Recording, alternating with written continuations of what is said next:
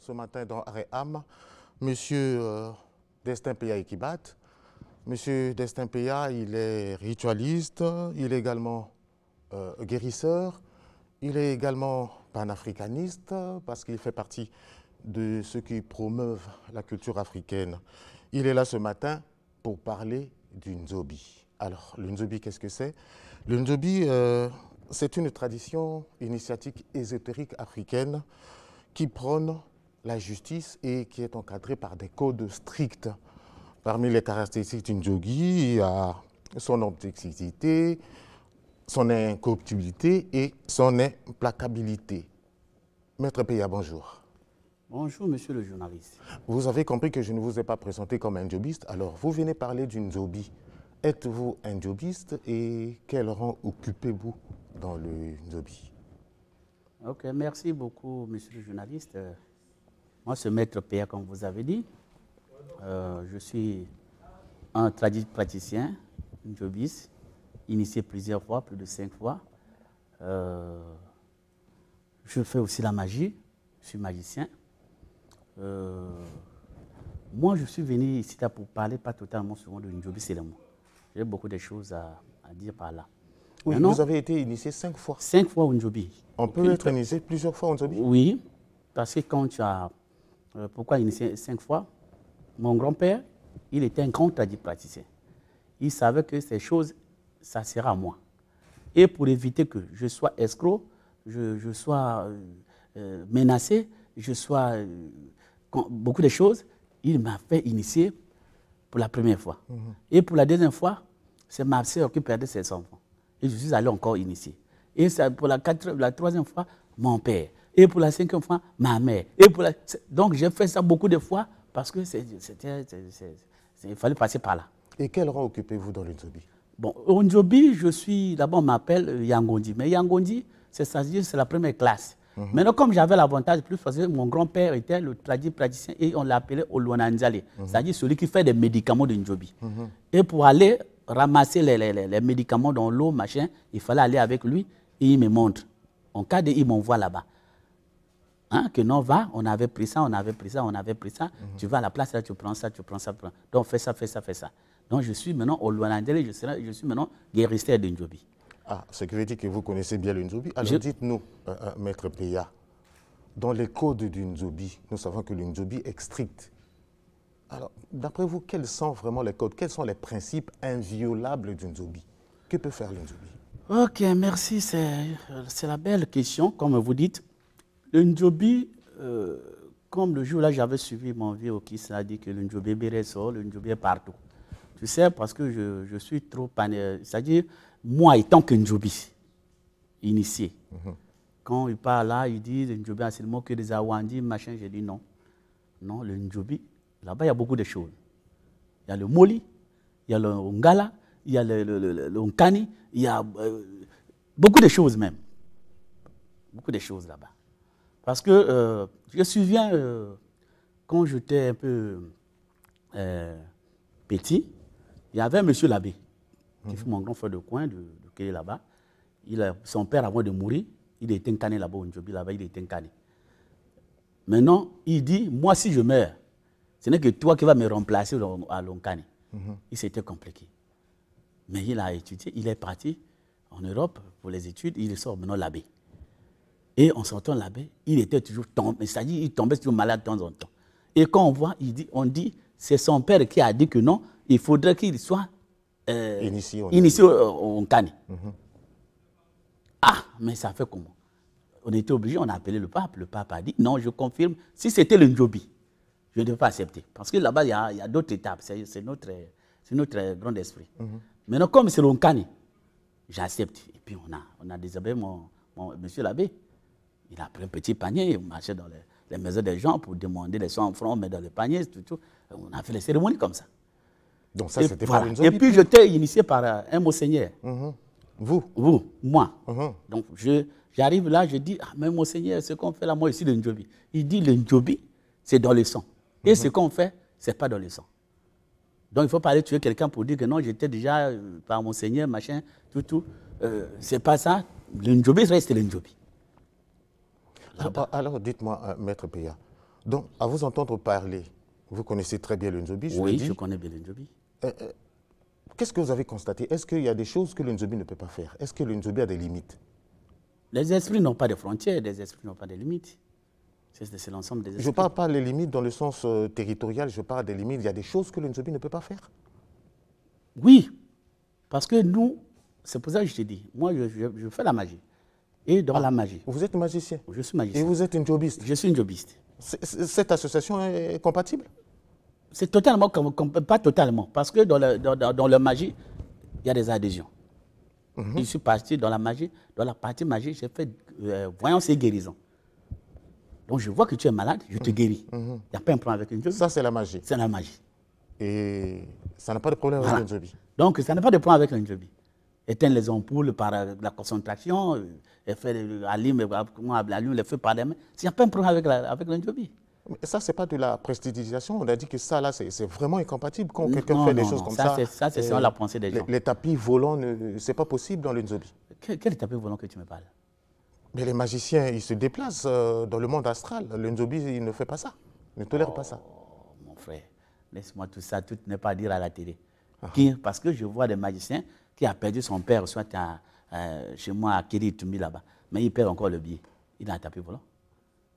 Il peut pas partir là-bas. Il y en a. C'est-à-dire à la partie de la sorcellerie. Ça, c'est la partie de la sorcellerie. Est-ce que tu vois? Mais quand tu dis que non, moi j'applique un truc comme tapis volant, comme ça je vois c'est positif, je dis non. Maître Peya, il faut nous éclairer parce que nous recevons beaucoup de Ndjobistes ici. On a comme l'impression qu'il y a plusieurs courants. Ceux-là prennent ceci, d'autres disent que ce n'est pas ça, c'est autre chose. Est-ce qu'il y a un cadre de concertation de tous les Ndjobistes?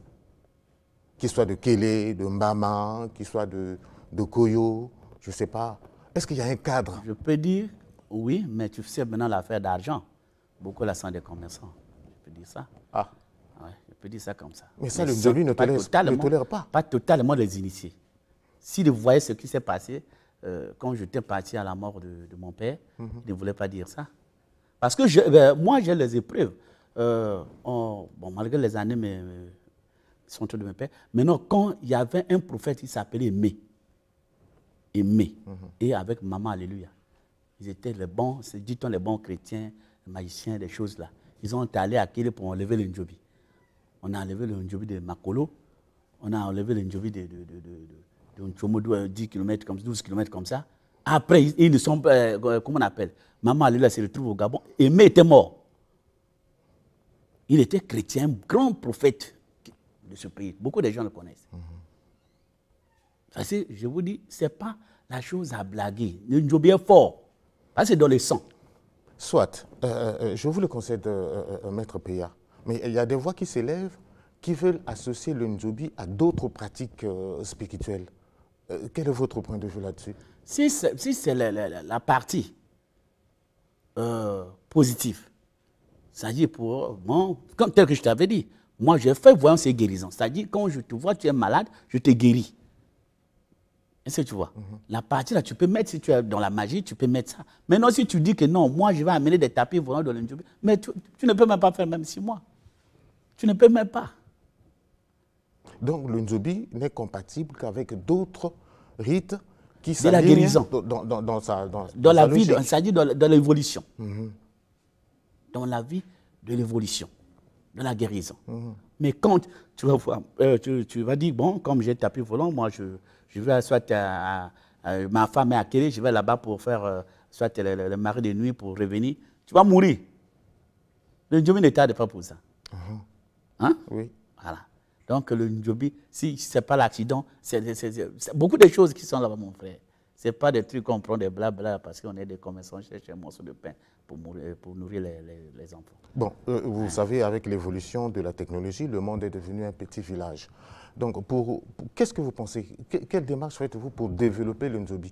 Est-ce que pour être dans le Ndjobi, il faut être forcément de votre contrée où un étranger peut venir, il est initié au Ndjobi? Pas de souci, pas de problème. Il n'y a pas un problème d'étranger dans le Ndjobi parce que le Ndjobi n'a pas de frontières.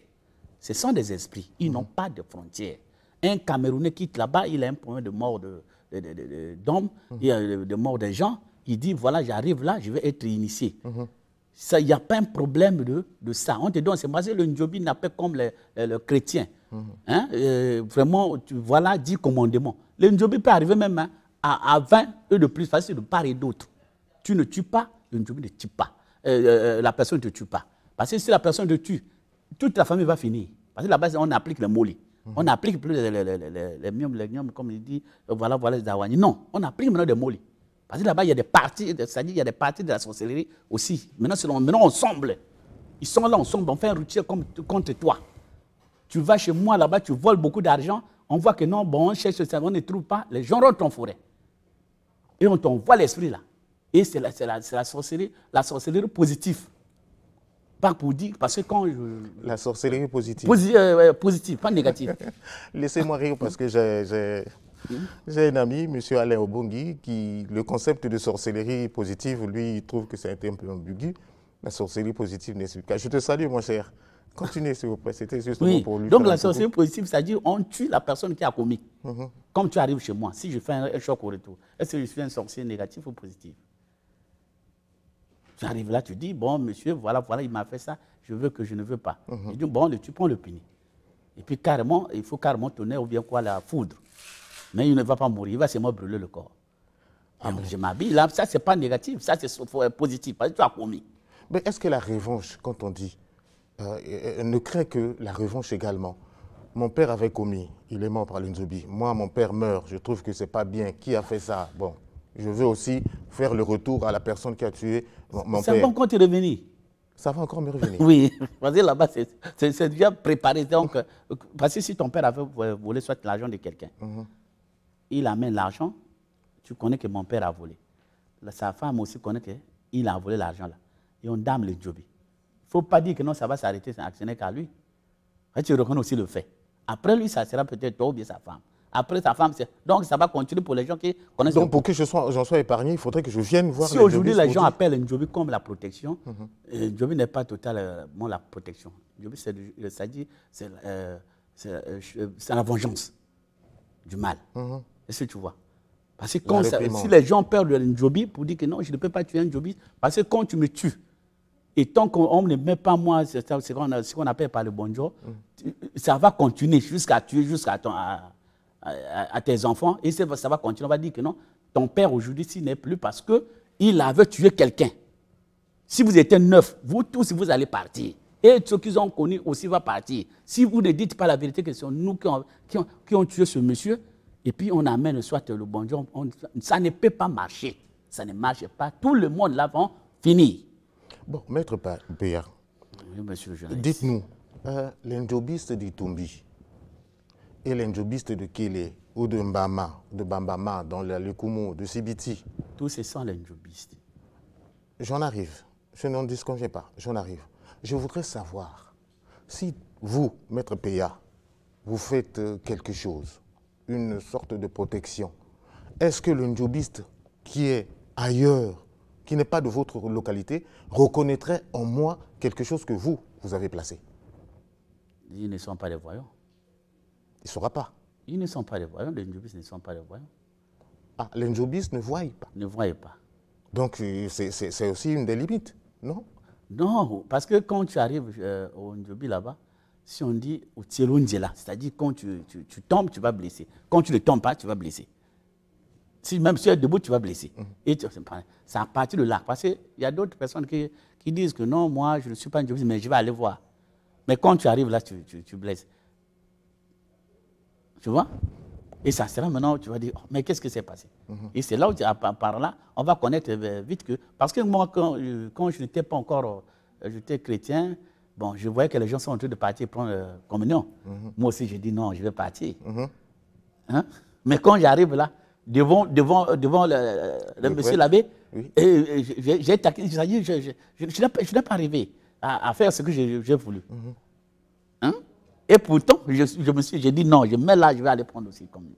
Et j'arrive là, je regarde comme ça. Il y a eu comme un empêchement. Voilà, j'ai fui moi-même. C'est-à-dire, moi, je n'ai pas pu y arriver. Donc, pour ça, le Njobi, c'est